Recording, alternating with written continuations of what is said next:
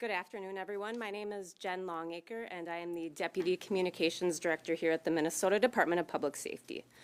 Thank you to those of you who joined us this afternoon in person and those of you online watching our live stream. We are here today to announce a significant development in the fire at the Lutsen Lodge Resort that happened in early February of 2024. We have three speakers today. First up, we'll have Bureau of Criminal Apprehension Superintendent Drew Evans, State Fire Marshal Dan Cryer, and Cook County Attorney Gene Peterson. Also with us today is ATF Assistant Special Agent in Charge Spence Burnett, and our BCA Senior Analysts Jacqueline Bercier and Emily Hudlow. We'll take questions at the end, but if you guys could hold those until after the presenters give their remarks, that would be great. And with that, we'll have Superintendent Evans step up. Thank you. Thanks, Jen. Well, good afternoon, everybody. Thank you for being here today. I am Drew Evans. I'm the superintendent at the Minnesota Bureau of Criminal Apprehension. Shortly after 1 p.m. yesterday, on Wednesday, December 3rd, Bureau of Criminal Apprehension, Financial Crimes and Fraud special agents working in coordination with Michigan authorities apprehended Bryce Campbell, the owner of Lutsen Resort Lodge, for the 2024 fire that destroyed the lodge. He was taken into custody without incident and is currently in custody in Oakland County, Michigan, in their jail pending extradition here to Minnesota. This was a crime of selfishness. Bryce Campbell put his interests above the livelihood of his employees, the safety of the people that were in the building at the time, and the community that were there, and all of the Minnesotans that loved Lutsen Lodge for generations across our state. He did that, setting this on fire for his own selfish needs in an insurance fraud scheme to gather money in this process, defrauding the insurance company and setting ablaze to this historic lodge. As you'll read in the criminal complaint, he did this, as said, to further his crime of insurance fraud. And any fraud against Minnesotans, whether it's insurance fraud or other frauds, are defrauding all of us, increasing our insurance premiums in these situations and taking advantage of a system that was meant as a safety net for individuals experiencing loss. Like arson, insurance fraud is not a victimless crime. When people commit insurance fraud of any kind, every insured person in Minnesota pays. I commend the work of our BCA Financial Crimes Fraud special agents and analysts who spent 22 long months rooting out the details of Bryce Campbell's plan and his scheme and how he carried it out. This was a methodical investigation that took a lot of investigation, working with a lot of partners to really uncover the scheme that was in place here at this time. We then took him safely into custody this week, as I noted. I'm grateful for the work of our partners at the Minnesota State Fire Marshal Division, who completed a thorough investigation of the complex fire scheme, as this complex, as you covered before, was burned in a significant way. As well as our partners at the ATF, who spent a lot of time working together with the partners here, the Cook County Sheriff's Office, who spent time working on this investigation alongside all the partners, the Cook County Attorney's Office, who's here with us today, as well as the volunteer firefighters of the Lutsen Fire Department, who spent days working to douse the flames. And to the people of northeastern Minnesota and Minnesotans everywhere who have visited this historic lodge in our North Shore, we appreciate your patience as we conducted our investigation, and we recognize how significant this loss is to that area of this state. And with that, I will turn it over to State Fire Marshal Dan Cryer.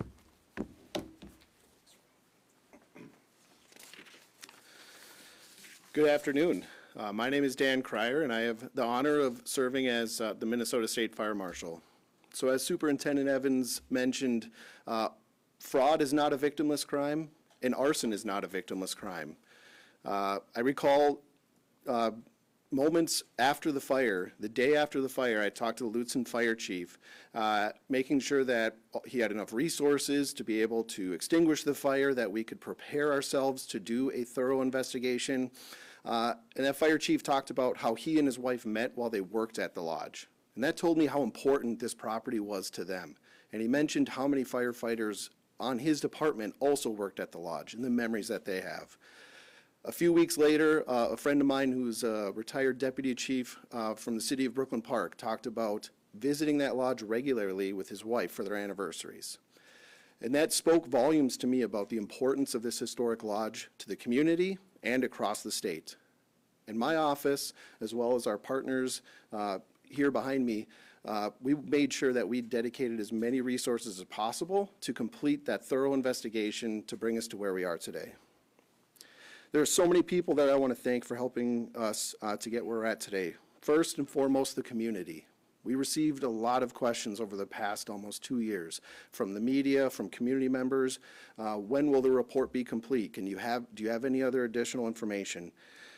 I appreciate you staying away from the scene, preserving evidence, providing tips, and helping support this thorough and successful investigation. Thank you for staying patient, and thank you for helping us gather evidence to find answers. As Superintendent Evans mentioned, this fire investigation, the scene was incredibly complex. We have a 3-story building burnt to the ground. All the evidence is in the basement. We have to sift through what's burned, what's not burned, what's damaged, be able to try to identify the fire patterns and the evidence that we use as investigators to determine where the fire started and try to get to that answer of how the fire started. That takes time to work through that scene. We put a lot of resources from the State Fire Marshal Division up there. At one point, we had 8 of my staff. That was about 10% of my staff up there, from fire protection folks, hotel, motel inspectors, to fire investigators, all putting their heads together to try to figure out where did the fire start, what are some possible reasons that the fire grew in the way that it did, and what are some possible causes for us to explore. To my team, your diligent work and thorough work, time investigating cannot be understated and will not go unnoticed. To our local, state, and our federal partners at the ATF, thank you so much for your collaboration. This was truly a team effort, much like all of the investigations we do at the State Fire Marshal Division. In a final note, while our investigation work is done here, I want to take this moment to remind everyone that fire safety is important for all of us. So while today we may be talking about an arson fire, I want everyone to keep in mind that we want you to be safe and practice fire safety at home because we want to prevent all types of fires, accidental and intentional. Together, we can save lives and reduce the property loss from fire in our state. So with that, I'll turn it over to the Cook County Attorney. Good afternoon. My name is Jean Peterson. I'm the Cook County Attorney. Thank you for being here. I will start by acknowledging that we are nearly 22 months out from the date of the fire, but we are only in the initial phase of the court process. So I will keep my comments brief and limited to what is in the complaint and our filings. I want to thank those that responded to the Lutsen Resort fire, including the area fire departments and local law enforcement. I want to thank the investigative agencies, including the Minnesota Bureau of Criminal Apprehension and the State Fire Marshal's Office, who have worked methodically since that time. And I want to thank the public for its patience. The nearly 140-year-old Lundy building was an iconic site where many couples got married and many families returned year after year. The loss of the resort is deeply felt by many. Again, we are in the very earliest stages of the court process, so what I can share at this time is that Bryce Campbell, the sole owner of North Shore Land Company and North Shore Resort Company, which operated Lutsen Resort since 2018, has been charged with 3 counts of arson in the first degree and 1 count of insurance fraud. The complaint is merely an allegation, and Mr. Campbell remains innocent until proven guilty. He has rights and is entitled to a jury of his peers. That's what I can share at this point. Thank you. We'll take questions, but please say your name and your media outlet before you ask. Rob? Rob Olson with Fox 9. Can anybody state, what was it that led to the charges and the arrest now? Was there recent developments in the investigation, and maybe some of the things in the complaint to reference investigation around the water, the boilers? Yeah, so the question for everybody was what led to the arrest now, and what, we said at the outset of this, and I think was alluded to by everybody, this was a methodical investigation.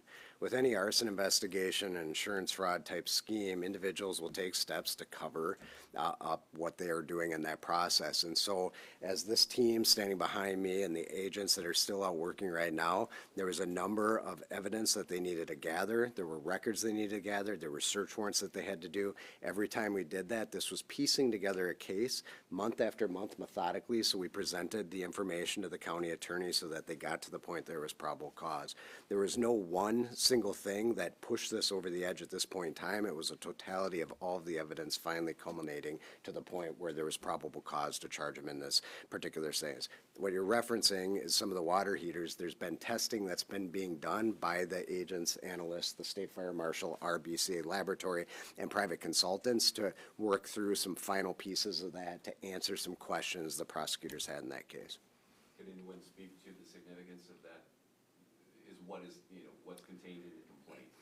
Explain the context of that. Well, I think in this particular instance, we're going to, defer to the complaint as really laying out the facts as they are today. And there's a lot, as the county attorney noted, that needs to go in front of the court and disclose the defense and debate the significance of that. I will note for this group, it's significant because it's in the complaint. If we didn't feel that the information was pertinent and significant in the findings in terms of that information regarding some testing that we did on boilers that were in the area where this fire started, we wouldn't have included them in the complaint. With the Star Tribune, do you know how the fire started and when exactly that happened?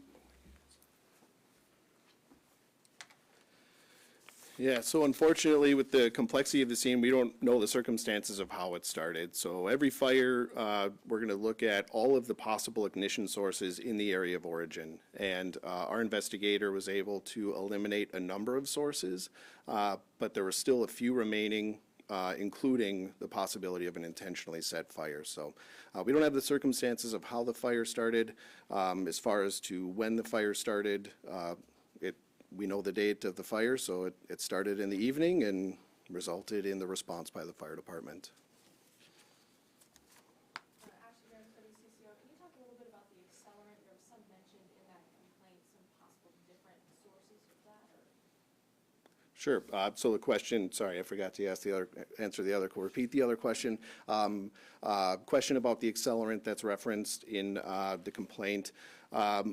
I don't want to get into specifics about the accelerants, what was testing. Obviously, with any type of intentionally set fire, you can start a fire with ordinary combustibles. We all do that with our bonfires. So there needs to be a competent fuel source. And so the most common type of fuel source used for an intentionally set fire, which in this case could lead to arson, would be an accelerant, something like an ignitable liquid. So our investigators always try to rule that out or rule that in as a fact by doing some testing through collecting samples.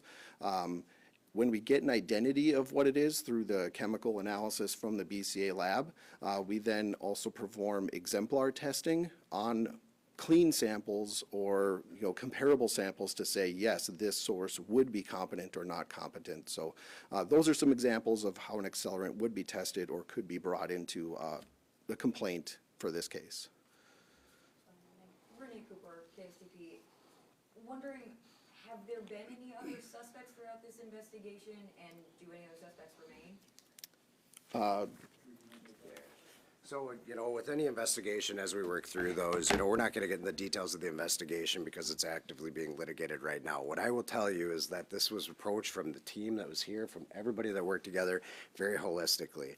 This wasn't focusing on one individual and only one individual. It was looking at determining exactly what happened and then working back through the individuals. Obviously, in a case like this, when you look at the person that owned this as they started digging into the various financial records that are outlined in the complaint and what was going on, it's certainly going to develop as a person that we need to rule out or have additional discussions with.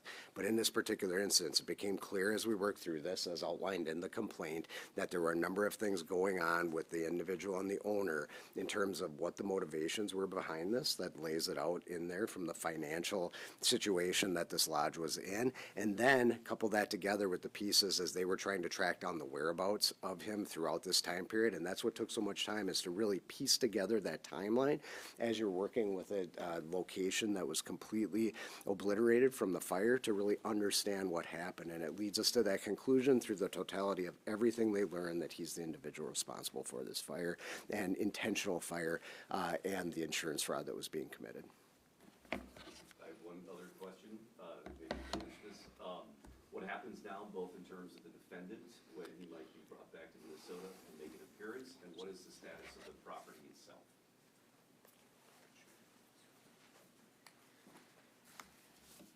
Question regarding the court process moving forward would be that Mr. Campbell has waived extradition in Michigan where he was apprehended, and we are awaiting scheduling in Minnesota. It'll depend on his transport. Okay, and then in terms of the property, what's its status in terms of its ownership, et cetera? I would, Yeah,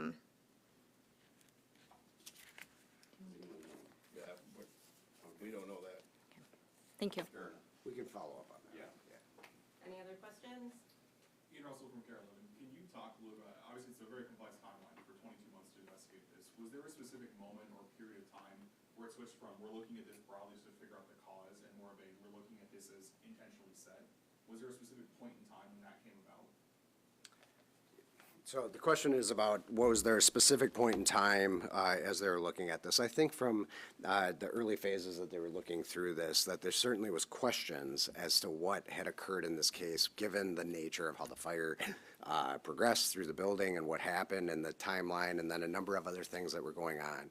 I would tell you, as they progressed through this investigation, it's one of those situations where it just became more clear as they continued to investigate that not only is this intentionally set with this motivation, but that this was the individual who's responsible. It's always difficult in a situation to say when you decided that this is what happened. When we decided this is what happened is when there was enough probable cause to present to the county attorney to bring charges going forward. So this is the week where all of that culminated, that we believe we have enough evidence to charge him in that case, and we'll continue to investigate and provide follow-up as needed. We'll take one more if anyone has one.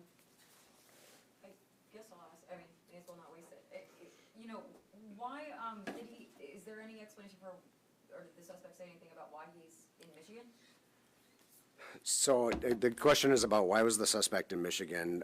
The suspect was in Michigan for personal reasons at this time, and we were aware that he was going to be at that location, and so that's why we're working with Michigan authorities on that. You know, I think as it lays out there, there's an address here, but also as a Canadian citizen as well. So we were working with him over and over. We have talked to him through this investigation on different occasions and have had the opportunity to talk to him about what occurred there. Thank you, and we sent out a news release with the link to the criminal complaint and his booking photos, so you guys should have that. Thanks. Thank you very much.